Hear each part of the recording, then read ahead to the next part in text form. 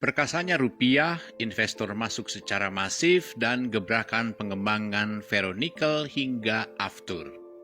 Agar tidak bosan dengan berita-berita tentang COVID-19, mari kita sejenak rehat untuk melihat pada sesuatu yang lebih besar dan mungkin terlewatkan oleh kita, walau sedikit banyak tetap terkait dengan COVID-19.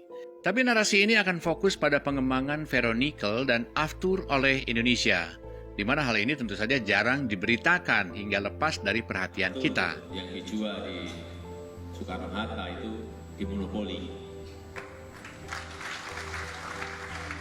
oleh Pertamina sendiri. Ya, jika diberitakan pun hanya dalam porsi kecil. So, mari kita kupas fakta dan realita yang ada.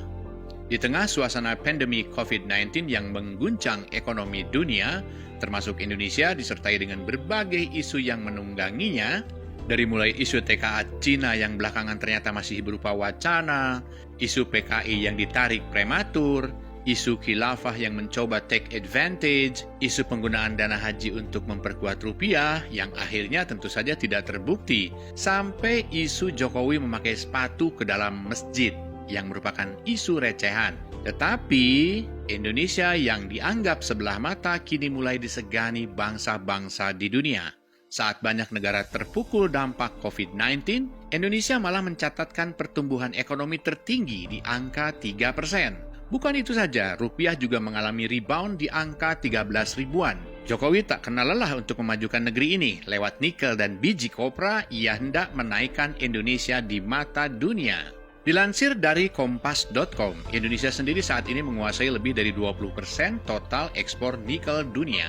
Negara ini menjadi eksportir nikel terbesar kedua untuk industri baja negara-negara Uni Eropa. Nilai ekspor biji nikel Indonesia mengalami peningkatan tajam dalam beberapa tahun terakhir. Tercatat ekspor nikel Indonesia naik signifikan sebesar 18% pada kuartal kedua 2019 dibandingkan dengan periode yang sama di tahun 2017 dan 2018.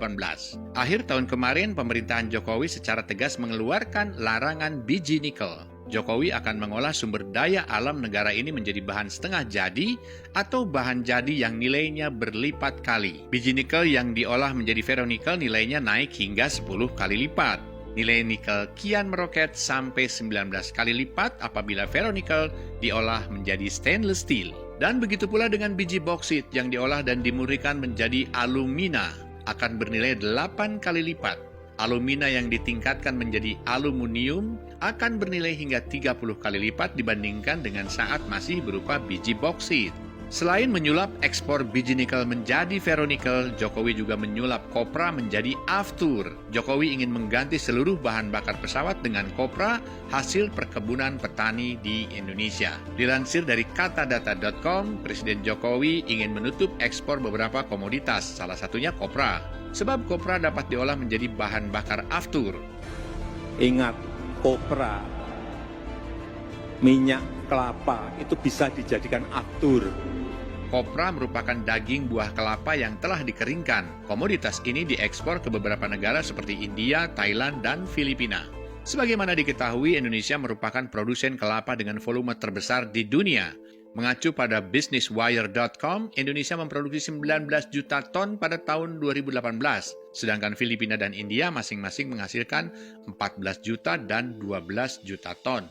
Di satu sisi, pemerintah tengah mengkaji cara menyeimbangkan harga aftur agar tiket pesawat menjadi lebih terjangkau, khususnya menjelang mudik, Natal, dan Tahun Baru 2020 nanti. Apalagi harga aftur di Indonesia bagian timur dan bagian barat berbeda. Aftur penyebab 40% kenaikan harga tiket. Oleh karena itu, harga aftur akan dicarikan jalan keluar dengan penyeimbangan harga, ujar Menteri Perhubungan Budi Karya Sumadi pada akhir tahun lalu. Berdasarkan data Pertamina pada Februari 2019, harga aftur di Indonesia bagian timur rata-rata di atas 10.000 per liter. Bahkan harga aftur di Bandara Deo, Sorong, Papua untuk jenis Jet A1 mencapai Rp11.080 per liter.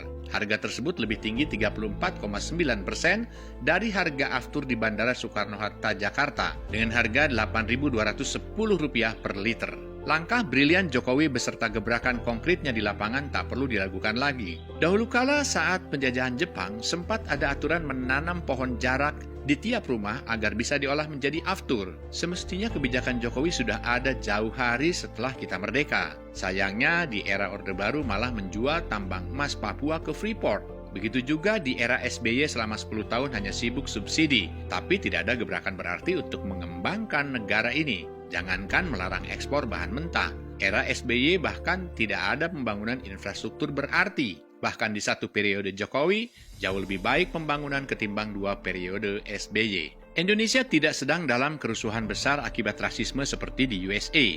Indonesia juga tak masuk jurang resesi seperti banyak negara lain. Justru pertumbuhan ekonomi kita tertinggi di dunia serta mata uang kita paling perkasa se-Asia.